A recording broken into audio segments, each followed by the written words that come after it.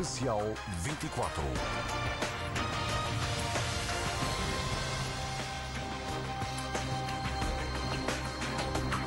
Muito boa noite, estamos em direto a partir do Convento do Beato, onde esta noite a TVI 24 vai transmitir a cerimónia dos Investor Relations and Governance Awards 2015, os prémios da Deloitte, prémios IRGA, que vão distinguir aqueles que tiveram um papel mais relevante durante 2015 no mercado financeiro em Portugal e também no mundo empresarial. Vamos saber quem são os distinguidos em termos da área financeira, das relações com os mercados de capitais, também o melhor relatório de contas, o prémio Carreira que será atribuído e, obviamente, queremos saber qual foi a empresa distinguida durante 2015, o melhor CEO e também o melhor CFO, portanto, os principais líderes e também os líderes financeiros em termos de relação com os mercados. São personalidades e empresas que vão ser distinguidas durante esta noite de premiação que decorre no Convento do Beato. A não perder esta cerimónia apresentada pelo José Alberto Carvalho e pela Sofia Cardoso a partir das 9 da noite, com transmissão em direto. Até lá, estamos com um especial informação dedicado à situação económica na Europa e, nomeadamente, num cenário em que podem vir a ser aplicadas sanções económicas a Portugal. A Comissão Europeia esteve hoje reunida em Estrasburgo, mas a decisão foi nada a decidir. Essa decisão será aplicada, diz o Comissário para os Assuntos Económicos, de forma inteligente, num prazo muito breve, provavelmente, sabe a TVI, já na próxima quinta-feira. A discussão da Comissão Europeia foi discreta, mas unânime. Os comissários consideram que Portugal e Espanha não fizeram esforços orçamentais suficientes. Foi adiado apenas o anúncio oficial. We will adopt the necessary decisions very soon, and we will act within the rules of the pact, which have to be respected. And that's the job of the Commission. It's a matter of credibility. But these rules are also intelligent, and they demand to be applied in an intelligent way. A Comissão deve pronunciar-se sobre Portugal e Espanha já esta quinta-feira. A comunicação será discreta, por escrito, mas vai abrir o caminho para que os dois países possam ser castigados. As sanções vão depender depois dos ministros das Finanças que se reúnem em Bruxelas para a semana. Uma multa ao país e a suspensão dos fundos europeus. Nada disso está nesta altura afastado. Apesar da Comissão Europeia estar a tentar passar a responsabilidade para as capitais e sair discretamente da fotografia. Connosco temos Luís Amado e Rui Rio, que são membros do júri destes Investor Relations and Governance Awards da Deloitte. Muito boa noite a ambos, obrigado por terem aceito o nosso convite e estarem aqui disponíveis para refletir um pouco sobre esta situação que está claramente a afetar e a preocupar a Europa depois do Brexit e também com este cenário, mais concretamente para o nosso país, de eventuais sanções económicas. Luís Amado, começava por si. Acredita mesmo nessa possibilidade de aplicação de sanções efetivas a Portugal? Teremos que esperar para ver. As instituições europeias, a Comissão e o Conselho, que se pronunciará o ECOFIN na próxima quinta-feira, estão numa situação muito difícil e muito dilemática, porque há um conjunto de regras que têm que ser respeitadas pelos Estados-membros e essas regras estando em causa, necessariamente que há que ativar os mecanismos previstos para o seu sancionamento. Mas na circunstância em que a Europa se encontra, há muita dificuldade em perceber como é que, sem uma forma inteligente, como disse aliás o Comissário, esse mecanismo pode ser ativado. Mas não tenhamos dúvidas, a Europa está num momento dramático de decisões em relação ao seu futuro, face aos constrangimentos da situação económica, sem crescimento, apesar da política monetária tão expansionista como aquela que o Banco Central Europeu tem conhecido, por incidentes como aqueles que referiu, relacionados com o Brexit, e, portanto, tem que haver aqui alguma flexibilidade do ponto de vista político. É por isso que o problema vai para o Conselho, precisamente para o órgão mais político, onde os vários fatores em presença terão que ser analisados, mas não duvidemos, o ECOFIN vai ser de cortar à faca na próxima quinta-feira. Rui Rio, acredita que esta é uma forma mais inteligente de resolver a situação, ou seja, a Comissão Europeia para já passar para o lado do ECOFIN uma decisão política, uma opção política e depois a Comissão pôr em prática ou não algumas sanções? Deixa-me dizer uma coisa antes de mais. Eu sou muito rigoroso e acho que se nós assinamos um tratado, assinamos um contrato, temos de o cumprir. E se diz 3, não diz 3,2. E, portanto, eu nessa perspectiva numa situação teórica, para mim é assim. Só que nós não estamos nessa situação teórica, estamos numa situação diferente. Nós estamos a falar do déficit de 2015. O déficit de 2015 engata diretamente em 2012, 2013 e 2014. 2015 não está desligado destes 3 anos. E nestes 3 anos anteriores, quem esteve aqui a determinar o fundamental foi a Troika. Da Troika fazia parte a própria Comissão Europeia e o próprio Banco Central Europeu. Portanto, se o resultado de 2015, ainda que o anterior governo pudesse ter um mínimo de responsabilidade, é do anterior governo, é verdade, mas se as coisas falharam em 0,2, a própria Troika não se pode eximir de responsabilidade. Até porque fez avaliações positivas umas atrás das outras. E sempre disse que o governo anterior era impoluto relativamente ao cumprimento daquilo que a Troika queria, foi até para lá daquilo que a própria Troika queria. Portanto, não é lógico que os organismos europeus, ou neste caso a Comissão Europeia, venha sancionar Portugal por força de uma derrapagem mínima de 0,2, não é? Nesta circunstância especial. Coisa diferente é se não houvesse essa circunstância especial, e aí podíamos ser matemáticos, contabilistas até. Mais ainda, na pior das hipóteses, nos piores cenários, o déficit português de 2016 fica abaixo dos 3%. Nos piores cenários, não é? E o 2017 também. Hã? E o 2017 também. Esperemos, lá veremos. Mas pronto, o que eu quero dizer é que há aqui um enquadramento que, naturalmente, tem... Agora, eu não sei, há bocado disse assim uma coisa, neste cenário está a dominar a Europa, eu não sei se isto está a dominar a Europa, se calhar Portugal e a Espanha não estão a dominar assim tanto a Europa. Agora, não há duas dúvidas que a haver sanções, se haver sanções neste enquadramento, é mais um passinho num certo descontentamento, de um país mais pequeno, com certeza, mas de um certo descontentamento, uma certa noção de injustiça. Mas eu comecei no princípio por dizer uma coisa, quero repetir. Eu sou normalmente implacável nestas coisas. Agora, nós não podemos ser cegos, não estamos numa situação absolutamente normal. A própria Europa não está fora das responsabilidades do que aqui aconteceu. Luís Amado, partilha desta perspectiva? Sim, em parte tenho a mesma visão que o Rui Rio tem, digamos, relativamente à culpabilização dos fatores de desregulação do déficit português. Agora, temos que ter a noção da enorme pressão que há sobre a Europa na visão externa dos mercados em relação ao funcionamento do sistema europeu. E é um sistema que se funda em regras e em contratos, e sob esse ponto de vista o dilema é muito grande, porque é certo que nós derrapamos 2 décimas. A Espanha derrapou em 5,7 de déficit, creio eu, o ano passado. E depois há o problema da França e o problema da Itália, que estão ainda no horizonte do ajustamento do déficit até ao fim de 2017. E, portanto, um sinal de laxismo, como se nada se tivesse passado neste momento, eu acho que determinaria uma dinâmica de grande pressão sobre o funcionamento da União Monetária e das regras do Pacto de Estabilidade. Mas, como disse, admito que o Conselho, em particular o Conselho Europeu, tem que fazer uma ponderação política muito séria face à luz das circunstâncias históricas em que a Europa vive neste momento o processo de integração. O que me está a dizer é que teme que Portugal, depois de ter sido, entre aspas, considerado o aluno exemplar, agora venha outra vez a servir de exemplo, mas pelos piores motivos, ou seja, pelo não cumprimento do Sim, déficit. seria extremamente injusto. Nisso acompanho exatamente a crítica que o Rui Rio fez. O programa foi vigiado, monitorizado, mais do que isso, implementado até. Nós tivemos um conceito, numa situação de soberania tutelada. E, portanto, nessa área, há uma responsabilidade que é também da Comissão Europeia em relação às políticas que foram adotadas. E, portanto, sob esse ponto de vista, há aqui um capital de queixa nacional que, por exemplo, a Espanha não tem, porque as circunstâncias em que a derrapagem em Espanha ocorreu tem muito que ver com a responsabilidade interna dos órgãos de governo próprio da Espanha, e cuja situação política também podemos rapidamente associar à situação do déficit em que se encontra.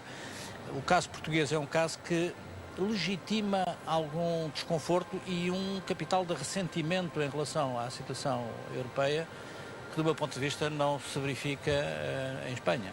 Rui Rio, acredita que, como diz o Presidente da República, Marcelo Rebelo de Sousa, a haver sanção será uma sanção pro forma? Quer dizer, posso acreditar, mas se eu acredito ou não, não tem grande efeito. Agora, eu parece-me que aquela modalidade que foi surgindo esta semana no jornal, em que as coisas ficam suspensas e vamos analisar o que acontece em 2016 e então aí atuamos, é uma forma, enfim, de assumir que há alguma responsabilidade da Troika em 2015, mas à medida que o tempo avança deixa de haver e nós estamos mais entregues a nós próprios, talvez não seja completamente destituído de sentido. Na tentativa de equilibrar este fator, não fingimos que não aconteceu nada, há uma situação excepcional. Bom, então vamos ver agora 2016, porque aí já está Mas longe. será só esse vamos ver ou será um vamos ver com a aplicação de algumas medidas adicionais, com esses planos B? Naquilo que eu estou a dizer é, vamos ver...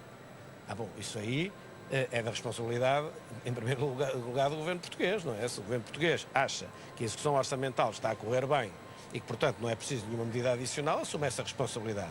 Há uma coisa que eu não entendi, sinceramente, isto é um bocado técnico, eu não entendi se está a correr bem em termos de contabilidade pública ou em termos de contabilidade nacional. É que se em termos de contabilidade pública poderão as coisas não estar a correr realmente bem. Mas isso já é da responsabilidade do governo português. Se me perguntar a mim qual é a minha intuição, mas isto é intuição, quer dizer, não tenho os dados. Admito que lá para o fim do ano dá de haver algumas correções, quanto mais não sejam implicações no orçamento de 2017. Mas isso não tenho os dados concretos, não tenho os mapas à minha frente. Porque, Luís Amado, a não ser uma sanção pro forma, como diz Marcelo Rebelo de Sousa, podemos estar a falar do congelamento dos fundos para 2017. Estamos a falar parte dos fundos, 3.600 milhões, ainda uma multa eventualmente também de 0,2%, ao fim e ao cabo do PIB, um valor a rondar os 360 milhões. Enfim, estamos a falar de muito dinheiro para um país que continua a precisar de alavancar a economia. Não, nós estamos a falar em regras que foram pensadas para um cenário de estabilidade no conjunto e de excepcionais situações de derrapagem. Não é esse o cenário com que estamos confrontados e acho que isso tem que ser ponderado pelo Conselho Europeu, na avaliação que faz, pelo ECOFIN em particular, pela avaliação que faz da situação da Europa no seu conjunto. Nós estamos numa situação europeia dramática do ponto de vista das dinâmicas imprevisíveis e muito incertas que este simples acontecimento da saída do Reino Unido precipita pela volatilidade dos mercados e pelo efeito que tem no crescimento da União Europeia. Ora, um dos grandes problemas com que a Europa se confronta, como nós sabemos, é que estamos numa situação tão excepcional que, apesar de políticas expansionistas do Banco Central Europeu inimagináveis há uma década atrás, estão a fazer tudo o que ninguém podia imaginar no mundo económico há uma década atrás, ou até há meia dúzia de anos atrás, a economia não cresce. A economia não cresce, não há emprego e, não havendo emprego, há mais insatisfação social e há mais pressão sobre os sistemas políticos. O que estamos a assistir em toda a Europa é justamente a ruptura de sistemas políticos que viveram em situações de relativa estabilidade durante décadas. Portanto, perante uma situação de tão grande tensão interna que suscita tanta apreensão em todos os círculos políticos, é óbvio que o problema é político e é de gestão política. E acho que, como disse, as instituições, e em particular o Conselho, que tem a representação dos chefes de governo e dos chefes de Estado, têm que ponderar muito bem a situação em que a Europa se encontra. Nós estamos à beira de uma dinâmica de descontrole político sobre o processo de integração. Não é uma situação qualquer e, portanto, acho que as regras têm que ser cumpridas, formalmente elas têm que ser acionadas, mas têm que ser ponderados fatores de excepcionalidade que esta situação tem do ponto de vista da avaliação do interesse estratégico europeu. Rui Rio, e acha que tem havido alguma sensibilidade, tendo por base esta perspectiva de Luís Amado, acha que tem havido alguma sensibilidade por parte de alguns comissários europeus e por parte até do ministro alemão das Finanças, Wolfgang Schäuble, que já disseram publicamente que sim, as sanções são para aplicar a Portugal e a Espanha? Não, acho que não tem havido a sensibilidade que devia haver e particularmente a afirmação do ministro Wolfgang Schäuble não é uma afirmação que eu aconselho que se faça neste enquadramento. Para lá disso, dá sinais aos mercados que são sinais altamente lesivos para o interesse de Portugal, e neste caso o interesse de Portugal também coincide com o interesse da Europa. Portanto, não tem havido da parte da Comissão esta ponderação política que o Luís Amado faz, não, que diz que deve ser feita, e bem, porque umas coisas são as regras, é a contabilidade, é a rigidez do número, ou do que costumamos dizer da folha de Excel, outra coisa é haver órgãos políticos que tenham de ajustar tudo isso àquilo que é o momento político. E, efetivamente, o momento político na Europa desaconselha a que haja mais tensões, aconselha a que haja menos tensões. E aconselha a que haja soluções criativas para efetivamente a Europa crescer e criar emprego. Aliás, deixa-me dizer, eu não sei se devo dizer isto, porque isto é um bocado técnica, mas o déficit vale o que vale. Se Portugal conseguir reduzir o peso da dívida no PIB durante o ano de 2016, até poderia ter um déficit alto, desde que tenha um saldo primário positivo e depois as taxas de juros e a taxa de juros sobre a dívida pública e o crescimento nominal do PIB se compense, Portugal até consegue reduzir o peso da dívida no PIB, que é até o mais importante neste momento. Aquilo é o objetivo que nós devemos prosseguir, porque mais do que isso é um bocadinho demais para se conseguir. Portanto, isto não é assim 2 mais 2 é 4, mas enfim, há diversas formas de ler o 4, não é? Luís Amado, e nesta contingência em que Portugal se encontra, estamos perante um impasse em termos da organização europeia, com a decisão do Reino Unido sair do espaço da União Europeia, sendo que a própria União não fala uma só voz, e há quem diga, como François Hollande, que o divórcio deve ser rápido, e há quem diga, como Angela Merkel, que diz que há que ponderar as condições de saída, há que ponderar com alguma tranquilidade as condições de saída do Reino Unido. Tudo isto não dá uma imagem muito forte, solidária e convicta de uma Europa que se quer unida.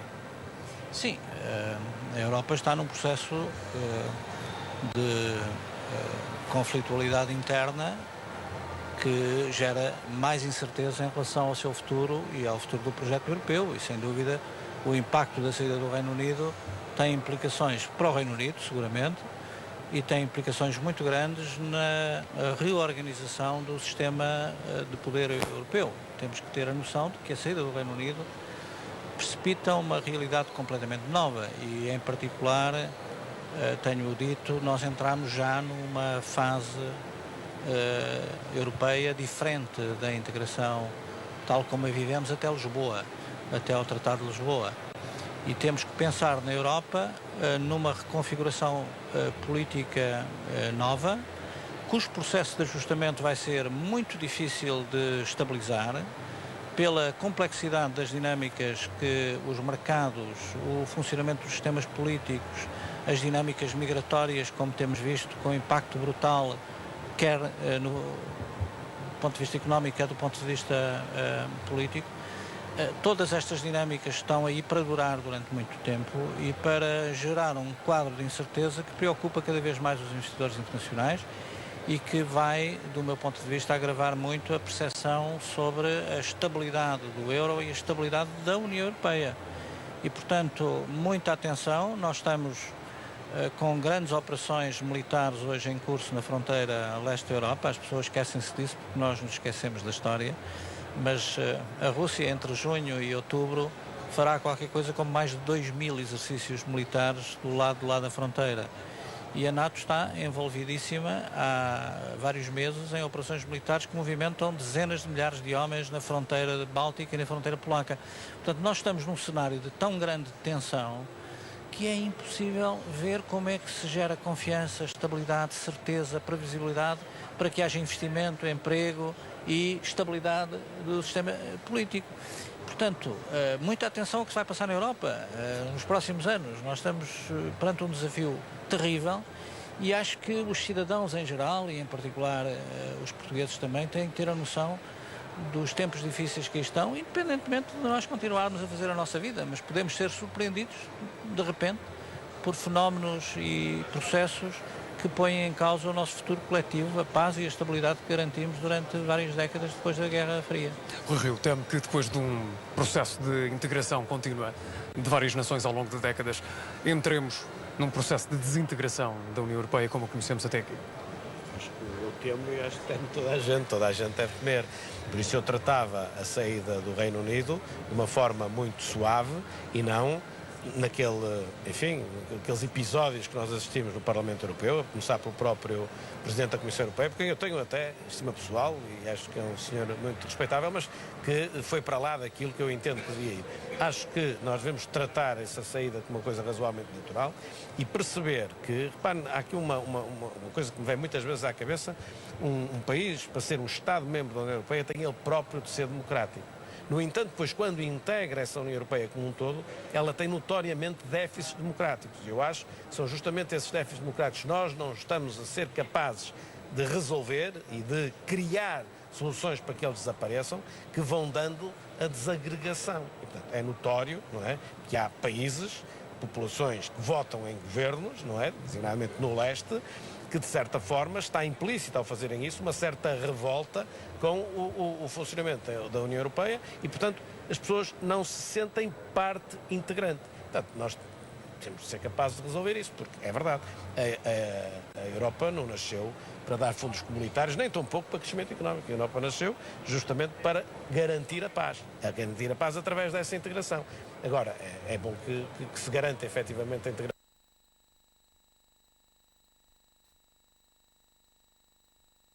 A TVI 24 transmite a partir das 9 horas estes Zirga Awards, os prémios da Deloitte para Investor Relations and Governance. Vamos dar mais atenção mais à frente nesta emissão também àquilo que vai aqui acontecer. Para já, escutamos aquilo que disse a Secretária de Estado dos Assuntos Europeus relativamente a este processo de eventual aplicação de sanções económicas a Portugal, com o Governo para já a não querer fazer comentários relativamente àquilo que acontece em Estrasburgo e em Bruxelas. Nós, desde o início, já nos pronunciámos sobre as sanções. Neste momento, havia a expectativa de uma decisão da Comissão hoje. A Comissão entendeu adiar. Nós aguardamos serenamente a decisão da Comissão. E Marcelo Rebelo de Sousa diz que, em relação ao que está a acontecer, nem sequer vale a pena estar a fazer especulações. Este é um processo, por natureza, muito longo e complicado, porque a Comissão toma uma posição, veremos qual, e depois o ECOFIN, quer dizer, o Conselho de Ministros das Finanças da Zona Euro, é que, em princípio, quem deve apreciar, e quando vier a apreciar, e se vier a apreciar, isso significa voltar à Comissão, se for caso disso.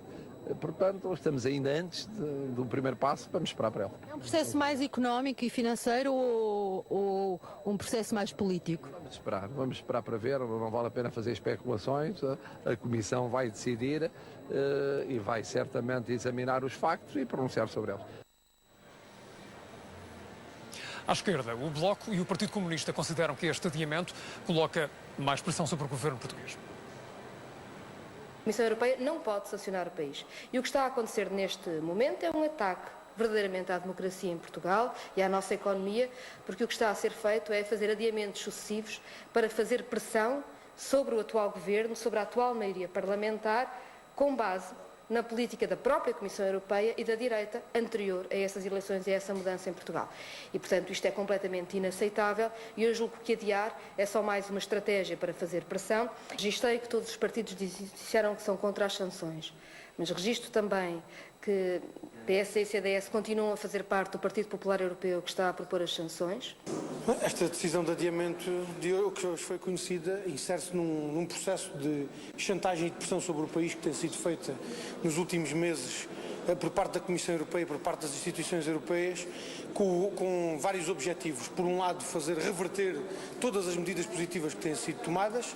Por outro lado, recuperar a política do anterior governo e por isso talvez não seja de estranhar que o PSD e o CDS acabem por novamente voltar à posição inicial, alterando aquilo que era a crítica que faziam às sanções, novamente colocando-se agora outra vez ao lado da Comissão Europeia contra o país, contra os portugueses. E PSD e CDS-PP consideram que está nas mãos do governo evitar a aplicação de sanções. Está nas mãos do governo evitar a aplicação de sanções, seja porque tem argumentos para sustentar a posição de cumprimento dos principais objetivos e das principais regras relativamente ao passado, seja por aquilo que ainda está, enfim, em execução, que é, nomeadamente, a execução orçamental de 2016 e dos anos seguintes e, portanto, só mesmo se houver inabilidade ou incompetência por parte do Governo e do Primeiro-Ministro é que eu posso admitir, em nome do PSD, que venha a ser aplicada qualquer sanção, por mais simbólica que seja. Nós não temos preocupação com o adiamento porque entendemos que cabe ao Governo português defender a única posição possível, que é a da não aplicação de sanções a Portugal. Não há razão nenhuma para o Governo falhar nesse objetivo. Tem todos os instrumentos para defender a posição portuguesa. Caso não o conseguisse, o que é manifestamente difícil, caso conseguisse algo que é manifestamente difícil, o governo português teria a usar o interesse nacional e, portanto, isso é totalmente impensável. Aquilo que temos naturalmente que esperar é que no momento em que haja uma decisão europeia, essa decisão seja a de não aplicação de sanções por não haver lugar às mesmas. Temos agora connosco Maria João Carioca, que é Presidente da Bolsa de Lisboa, e também António Saraiva, Presidente da CIP. Muito obrigado a ambos por aqui estarem. António Saraiva, começava por si. Estamos num cenário de eventual aplicação de sanções económicas a Portugal. Como é que vê este processo? Com apreensão? Com alguma apreensão, mas na expectativa de que as mesmas não venham a ser aplicadas, porque seria profundamente injusto se a União Europeia aplicasse sanções a Portugal. Já o dissemos, já tomámos posição pública sobre isso, escrevemos na CIP, escrevemos uma carta ao Presidente Juncker onde elencámos um conjunto de razões que, na nossa perspectiva, não há razões para que as sanções sejam aplicadas, e esperemos que o bom senso dentro dos comissários e da União impere para que não hajam sanções a Portugal. É o nosso desejo. Maria João, acredita também num bom senso e numa forma inteligente, aliás, como já o Comissário dos Assuntos Europeus veio hoje dizer, numa forma inteligente de aplicar as sanções. Acredita num processo desse género? Acredito e, acima de tudo, espero que haja aqui algum processo de bom senso, ou que se lhe queira chamar, mas fundamentalmente que haja uma leitura daquilo que é o caminho que uma economia precisa de fazer para pegar num percurso e numa estratégia de relançamento. As empresas precisam fundamentalmente de ter espaço, de ter caminho e de ter alguma estabilidade. Nós vemos perfeitamente nos mercados o impacto que criação de factos inesperados, de novidades, de desenvolvimentos de contexto que prejudicam aquilo que é o caminho que as empresas estão a tentar fazer, e eu espero que haja a sensatez de se procurar consolidar caminho em vez de se estar a introduzir entropia adicional no mercado. Porque mesmo que seja uma sanção pro forma, como Marcelo Rebelo de Sousa já veio dizer que acredita que assim seja, mesmo uma sanção pro forma tem consequências nos mercados e tem consequências na credibilidade do país em relação aos mercados financeiros. Há uma questão de sinalização. Uma sanção pro forma é muito difícil de traduzir em sinalização. O que é que isso quer dizer acerca da estabilidade da economia portuguesa? O que é que isso quer dizer para os investidores relativamente ao percurso que se espera de futuro? O que é que isso quer dizer acerca da forma como a União Europeia está a encarar a economia portuguesa? E, portanto, independentemente do esforço que tem que continuar a ser feito para assegurarmos condições de estabilidade e para assegurarmos condições de, efetivamente, termos um percurso economicamente sustentável e estável, a leitura que uma sanção, mesmo que, enfim, nominal, ou uma sanção que não tenha tradução financeira, traz para o mercado, é uma leitura de insegurança acrescida, e isso, a insegurança destrói valor. E, obviamente, que para as empresas nunca será um bom indicador, mesmo que estejamos a falar de uma sanção pro forma, de uma sanção, eventualmente, até de €1. Não, nunca podem ser um bom sinal, porque o que as empresas mais necessitam é de estabilidade. Vivemos muito de reputação do próprio país, é isso que gera confiança nos investidores, e as variáveis-chave para a economia portuguesa, como nós temos defendido, são precisamente o investimento e, no caso português, as exportações. E o investimento exige confiança, e a confiança exige estabilidade. E é essa estabilidade que as empresas, é esse quadro de estabilidade que as empresas têm que ter, e depois da travessia que fizemos, quer os cidadãos, quer as empresas, seria, como disse, profundamente injusto que houvesse uma sanção, fosse ela de que valor ou expressão venha a ter. Estabilidade, confiança, investimento, reputação. Qualquer aspecto que prejudique esta reputação, esta confiança, esta estabilidade é negativo, e por isso, mais uma vez, repito, não vislumbramos que haja qualquer justeza se viessem a aplicar uma sanção, mesmo que fosse de €1. E se for de congelamento de parte dos fundos comunitários, ainda pior, estamos a falar de montantes de 3.600 milhões de euros em fundos aos quais as empresas podem recorrer. Já registramos algum atraso na aplicação do Portugal 2020. Os fundos são fundamentais para projetos de investimento, que alguns deles já estão iniciados, e qualquer penalização que viesse a piar caminho seria obviamente prejudicial. Uma razão acrescida para defendermos que assim não seja.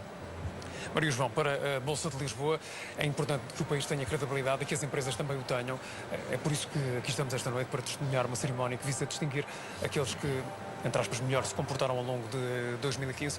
É um processo que ainda precisa de ser sedimentado, ou é um processo contínuo este da credibilização, do rigor, da transparência em relação ao tecido empresarial português?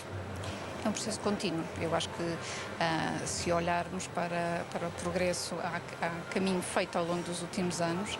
Há também, naturalmente, aquilo que foi o impacto de um momento económico difícil no país e a tradução que isso tem na vida das próprias empresas e a dificuldade que traduz para uma empresa afirmar bons processos, afirmar uma estrutura de governo sólida, afirmar uma estratégia de longo prazo na forma como gera a sua abordagem aos seus acionistas ou ao mercado de capitais. E, portanto, há aqui muito trabalho a fazer, mas há sinais positivos. A cerimónia de hoje é sinal exatamente que estamos a dedicar tempo e atenção a estas questões. Os temas de governo são temas que em mercado de capitais são de uma importância fundamental, são mais um dos mecanismos de sinalização aos investidores daquela que é a solidez e a capacidade das empresas de terem para com o exterior a consistência e assertividade na forma como estão a afirmar-se e, portanto, para nós este é um tema do maior relevo e sabemos que o impacto em capital, portanto, o impacto na capacidade das empresas atraírem investimento, e sem investimento dificilmente se consolida estruturas financeiras que depois tragam crescimento a longo prazo e, portanto, este tema e toda a envolvente, obviamente que conjugados, se tivessem sinais positivos, seriam a melhor mensagem possível. O presidente do júri, Manuel Alves Monteiro, diz que o mercado de capitais precisa de ganhar relevância no tecido empresarial português e que nem mesmo numa altura em que a banca, enfim, não esteve tão fulgurante, provavelmente muito pouco fulgurante durante os últimos anos, o mercado de capitais não conseguiu atrair investidores. O que é que estará a faltar na sua perspectiva, se é que concorda com esta análise? Eu não posso deixar de concordar que há necessidade acrescida de capitais próprios nas empresas portuguesas. Há um conjunto de indicadores que nos dizem que, apesar do processo de desalavancagem estar a ocorrer, há ainda espaço para que as empresas operem com estruturas financeiras mais sólidas, mais orientadas a crescimento de longo prazo, e isso requer capital próprio. O mercado de capitais é um dos instrumentos para que as empresas tenham acesso a esse tipo de capitalização.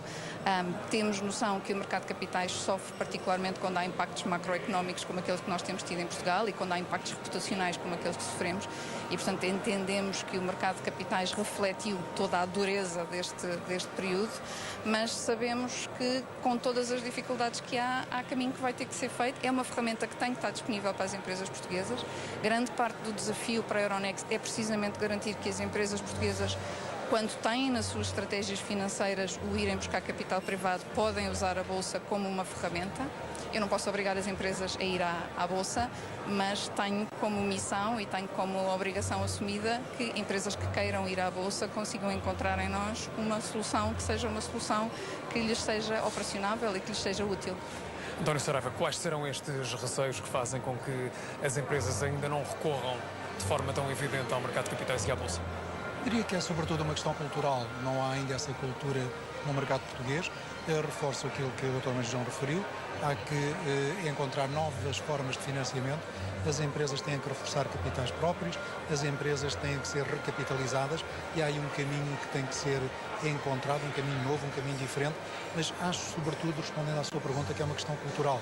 É uma questão que ainda não há uma percepção dos novos caminhos para financiamento por parte das empresas e essa pedagogia tem que ser feita, tem que ser encontrada, esse caminho tem que ser percorrido. Estou convencido que com os passos que começam a ser dados, com a divulgação, com algumas boas práticas, que esse caminho está a ser iniciado e que dele retiraremos bons resultados. E as novas gerações de gestores com uma formação académica cada vez mais qualificada e diversificada podem vir a ser um bom veículo de transmissão desses ensinamentos e desses conhecimentos, dessas oportunidades? Venham seguramente trazer novas práticas, novas atitudes e é com essa nova atitude que eu antevejo que esse caminho que lhe referi está a ser iniciado e que dele traremos bons resultados, porque a questão cultural está a instalar-se e porque a nova gestão, a juventude que hoje chega às empresas, traz essa cultura. Maria João, ainda que eu tenha estado aqui durante alguns minutos neste diálogo com António Saraiva, pergunto-lhe também numa outra perspectiva. Os mercados também têm de acreditar nas empresas e que as empresas são capazes de pôr boas ideias em prática e de forma viável e sustentável. Claro, este é um caminho que tem que ser feito pela par. As empresas têm que ser capazes de ter o grau de transparência e o grau de vontade de comunicar e depois do lado de lá também há trabalho a fazer, a trazer investidores ao mercado português. É um mercado que não tem tido a dinâmica e não tem tido a dimensão suficiente para sozinho atrair investidores que estão à procura de estratégias de diversificação ou da afirmação de determinado portfólio. Portanto, há aqui um trabalho de dar a conhecer, de divulgar um pouco, de abrir vias, de entender exatamente que tipo de necessidades é que neste momento as empresas portuguesas são capazes de dar resposta para os investidores que estão à procura. Portanto, isto é um trabalho em contínuo, é um trabalho de construir pontes, é um trabalho de depois, uma vez abertas as pontes, de as sustentar e, portanto, de termos também empresas que estão preparadas para prestar informação aos investidores, para prestarem todo aquele grau de transparência e de organização e de processos que lhes permitem estar continuamente a atrair e a sustentar capital. E essa informação é provavelmente um dos bens mais valiosos da atualidade, porque mais e melhor informação vão permitir também outros conhecimentos para determinadas apostas, nomeadamente nos mercados financeiros. A informação hoje em dia é sem dúvida um tópico. Quando nós falamos qualquer que seja o setor da economia, há um elemento de prestação, de trabalhar, de extrair valor da informação que está presente em praticamente todos os setores. Nós sentimos que, por exemplo, para um país como o nosso, com uma estrutura empresarial de relativamente reduzida dimensão, a informação é particularmente crítica porque estas são empresas que não têm a exposição que uma grande empresa naturalmente tem. Portanto, esta prestação de informação é mais desafiante, requer mais criatividade, requer também alguma abertura de contas, mas dar acesso tanto às nossas PMEs como àqueles setores que nós vemos a emergir na economia, muitos deles, eles próprios muito próximos de tecnologias de informação e de setores de alta tecnologia, fazer a ponte de alguém que, estando próximo da informação e estando próximo da tecnologia, nem sempre pensa na informação como uma ferramenta de negócio, nomeadamente como uma ferramenta financeira. E extrair valor financeiro dessa informação, nomeadamente dando acesso a capital, para nós é um dos percursos mais interessantes para fazer neste momento a economia portuguesa. Eu posso ter um núcleo de biotecnologias, por exemplo, muito interessante, com gente muito sofisticada, com uma capacidade de tratamento de informação muitíssimo extenso. Tenho que fazer a ponte de fazer com eles o caminho de ajudar a entender que o fazerem passar essa informação acerca dos seus projetos aos investidores é uma forma de conseguirem assegurar os próximos projetos. António Saraiva, sente que este aspecto está a ser trabalhado de forma positiva pelas empresas ou ainda há algumas deficiências neste capítulo da informação e da comunicação? Temos que reconhecer que ainda há alguma insuficiência, mas este é o caminho e corrobora inteiramente aquilo que a doutora Maria João referiu. Há que unir margens, há que reforçar esta ponte de diálogo, de transparência. É um caminho que está a ser feito, reconheço que há falhas, mas é o caminho, não há outro. Reconhecendo essas falhas, sei que há vontade dos empresários e fundamentalmente desta nova geração que há pouco referia, de colmatar essas falhas e de reforçando este pilar desta ponte de diferentes culturas, faremos acontecer formas diferentes de chegar a estes novos meios de financiamento. De forma genérica, se lhe perguntasse quais são as características para um bom gestor exercer da forma mais eficiente a sua função, o que é que me diria? Dominar o negócio é fundamental, mas depois ter hoje um conjunto de práticas, de ética, de princípios, de gestão, de responsabilidade social, inclusivamente, de referência, cada vez mais um líder, independentemente de ser empresarial, dono da sua empresa ou com responsabilidades desta ou daquela natureza, nos graus de responsabilidade que exercemos na sociedade, cada vez temos que ser mais fiéis a princípios, a valores, a ética, porque são esses que hoje estão de alguma maneira fragilizados por maus exemplos e são esses que temos que, dando esses bons sinais, reforçar uma cidadania mais adulta, mais ativa, mais participativa. Maria João, e alguns dos casos mediáticos que têm acontecido nos últimos anos têm criado, entre aspas, alguns papões nos mercados financeiros que possam aliás, fazer com que os empresários temam recorrer aos mercados, que tenham dúvidas na forma como são de posicionar perante os mercados e os investidores. Os mercados têm uma experiência extensa e uma capacidade analítica bastante profunda. Portanto, eu acho que há reações que são reações inevitáveis no curto prazo, Portanto, mediante um choque, os mercados reagem incontornavelmente, mas depois também vemos alguma capacidade de reação em incorporar a informação e em perceber tendências. Aquilo que é muito importante em mercados é o sermos capazes de afirmar a diferença entre um choque, alguma coisa que ocorreu porque correu mal, porque houve um momento em que houve uma tomada de decisão que teve que ser feita num determinado sentido, e um continuar, um afirmar recorrente de uma agitação, de um problema, de um sentido de tomada de decisão que pode efetivamente ter impactos negativos sobre os investidores. Portanto, a nossa preocupação fundamental é, na existência de um evento, explicar o que é que está a acontecer ali e depois esperar que ao longo do tempo as medidas e os acontecimentos que formatam o nosso entorno tenham eles próprios algum caminho, tenham uma consistência, tenham uma avenida que seja clara para os investidores. Essa linha de longo prazo eu creio que é mais importante muitas vezes para os investidores, e é uma linha complexa, porque é uma linha de eventos, é uma linha de estratégia fiscal, é uma linha de todo o enquadramento que é construída muitas vezes de pontos discretos do tempo, mas que se a prazo não tiver uma direção afirmada, se torna muito difícil de explicar aos investidores. E é um caminho que se faz também cada vez com mais e melhor regulação e supervisão, que são duas das variáveis que têm sido mais mencionadas durante os últimos anos. Eu acho que a regulação é algo com o qual nós convivemos com um grande grau de naturalidade. Acho que é fundamental não perdermos de vista e, de certa forma, não deixarmos de ser exigentes com os nossos reguladores, porque a regulação espera-se que ela própria seja um fator de estabilidade, seja um fator de equidade nos mercados, permita estabelecer level playing fields e não condições de desigualdade, permita, por exemplo, que as empresas portuguesas estejam no mercado exatamente nas mesmas condições de facilidade de acesso ou de permanência que as restantes, que não seja uma regulação procíclica, portanto, que nos ajude a lidar com os eventos em vez de os precipitar ou de poder ter efeitos que os possam agravar. Portanto, há requisitos de exigência para com a regulação.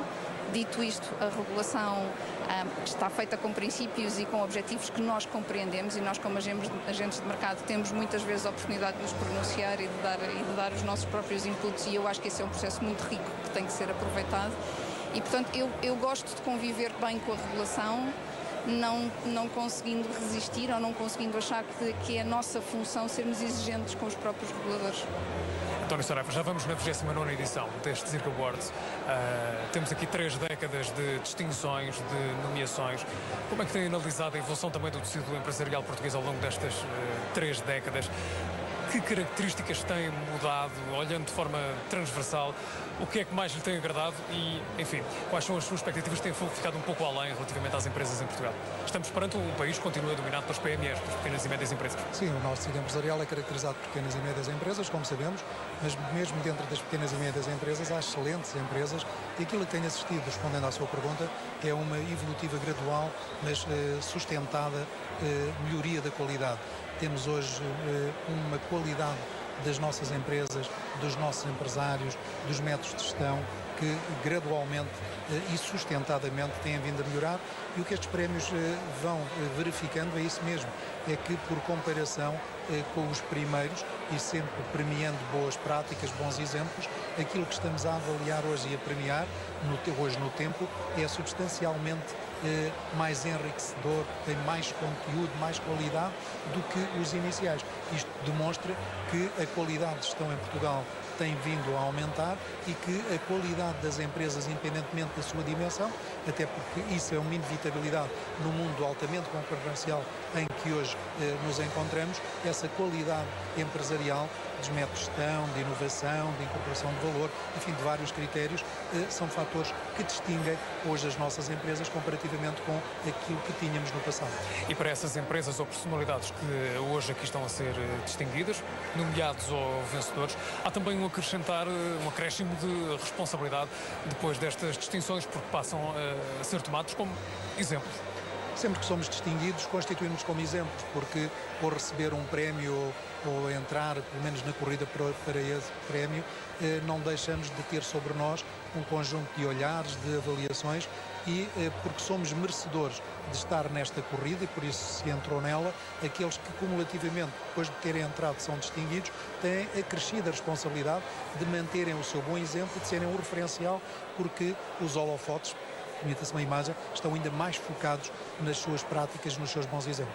Ainda assim, Maria João, nesta edição há também duas categorias, essencialmente para empresas não cotadas em bolsa e que também têm por objetivo, de alguma forma, começar a enaltecer aquelas que, pelo menos por enquanto, ainda não fazem parte da Bolsa de Lisboa. Que eu acho positivo, acho francamente saudável. Acho que um tecido empresarial de um país se faz de uma combinação de empresas cotadas e não cotadas. Acho que os circuitos entre elas e a possibilidade delas se alimentarem simbioticamente é importante, e as práticas de bom governo, não sendo necessariamente idênticas e estritamente iguais, vivem muito em paralelos e obedecem a princípios que são muito partilhados e, portanto, ter usando a expressão que toda a gente usa hoje em dia, ter um ecossistema que todo ele, cotado ou não, tem um conjunto de princípios, um conjunto de normas de bom governo pelos quais se orienta, acho francamente positivo, e creio que para as empresas cotadas o melhor ambiente para conviver é um ambiente em que à sua volta existe o mesmo tipo de paralelismo e o mesmo tipo de preocupações. António Saraiva, já aqui falámos sobre esta possibilidade de Portugal ser alvo de sanções económicas por parte da União Europeia. Estamos ainda no rescaldo do Brexit. Quais são os principais receios com a saída do Reino Unido da União Europeia para as empresas portuguesas? Que consequências é que isso poderá ter a médio prazo? Enfim, vamos ter calma, vamos esperar os efeitos, não vamos ser profetas de desgraça ou antever grandes tsunamis. Vamos com tranquilidade observar o que se vai passar, mas as ameaças podem vir, obviamente, ao volume de exportações, porque o Reino Unido é para Portugal um destino importante das nossas exportações. Há depois a questão da moeda e da valorização da moeda e o valor das exportações que pode vir a ser penalizado, mas, como disse, neste momento acho que aquilo que devemos ter é tranquilidade, serenidade e esperar o resultado, porque a questão do Reino Unido e as três brechas que, na minha perspectiva, o Reino Unido abriu com esta saída, uma brecha geracional, uma brecha territorial e uma brecha política, vai ter efeitos para o próprio Reino Unido. Vamos esperar o que é que os cidadãos, ainda refletindo, passando aquela fase emocional e mais racional, como inevitavelmente vão ter, vamos esperar com tranquilidade, com serenidade, não vamos antever efeitos catastróficos, porque pode ser que a realidade supere a nossa fértil imaginação. Ainda assim, a CIP estará pronta para, num quadro de efetiva saída do Reino Unido da União Europeia e de consequências práticas para a vida das empresas, fornecer alguma informação para elucidar também os empresários de como se devem comportar, que alternativas terão para se comportar neste cenário? José Carlos, a CIP são 115 mil empresas, temos uma heterogeneidade muito grande, obviamente algumas, pela sua dimensão, estão elas próprias preparadas, já têm planos de contingência, as outras estamos, como sempre estivemos, disponíveis e preparados para aconselhar, para ser o farol avisador da navegação dessas mesmas realidades empresariais. Mas mantenho, vamos ter a serenidade, vamos observar com tranquilidade o que é que o próximo futuro nos vai trazer, mas reagiremos sempre em conformidade e encontrando as melhores respostas, não tenho qualquer dúvida sobre isso. Maria João, e há serenidade por parte dos mercados para esperar por esta contagem decrescente, para se perceber em que condições é que o Reino Unido vai sair da União Europeia? Houve, sem dúvida, momentos de muito alta volatilidade, no momento imediato ao anúncio da decisão. Temos estado a assistir a um processo de ajustamento que eu acho que é normal. Não devemos ter uma expectativa de estabilidade absoluta neste período, porque a incerteza e a falta de informação ainda é elevada. Eu partilho muito da preocupação de sermos capazes de manter serenidade, e é isso que estamos a tentar trabalhar junto do mercado, junto das empresas que estão connosco, junto dos agentes de mercado que estão connosco. Ajuda à serenidade o facto de sermos capazes de partilhar expectativas, de partilhar cenários e de se conseguir começar a construir alguma clareza relativamente a prazos e relativamente a etapas do processo. Neste momento, em termos de Euronext, temos estado a prestar particular atenção àquilo que são as estratégias de investimento das empresas que estão connosco, nomeadamente aquelas que se estavam a preparar para fazer entradas em mercado. É importante acompanhar as empresas nesta fase. A serenidade também contempla a presença de espírito para não entrar no mercado numa altura em que ele está naturalmente mais volátil e, portanto, é-nos mais caro e é-nos mais importante manter com as empresas um diálogo que nos permita avaliar qual é o melhor momento para entrarem, mas manter o interesse e manter a oportunidade de aceder ao investimento que lhes era necessário e que estava previsto. Portanto, estamos a fazer esse acompanhamento, estamos a ter bom feedback, há um conjunto de empresas que estão a manter as suas perspectivas de investimento, e estou a falar a nível europeu, das várias praças da Euronext. A nossa preocupação é que aquelas empresas que optaram agora por aguardar tenham, da parte das entidades europeias, da parte do Reino Unido, um processo que seja um processo que reduza, que elimine esta incerteza que foi introduzida. Maria João Carioca, Presidente da Bolsa de Lisboa, António Saraiva, Presidente da Confederação Empresarial de Portugal. Muito obrigado a ambos por terem estado connosco aqui em direto na TV24 e boa cerimónia. Chegamos ao fim desta emissão especial. Vamos fazer uma curta pausa. Logo depois, a partir das 9, transmitimos em direto a partir do Convento do Beato em Lisboa esta cerimónia de entrega dos prémios Investor Relations and Governance Awards da Deloitte, uma cerimónia que vai ser apresentada pelo José Alberto Carvalho e pela Ana Sofia Cardoso. Daqui a pouco contamos-lhe tudo o que vai aqui acontecer no Convento do Beato. Até já.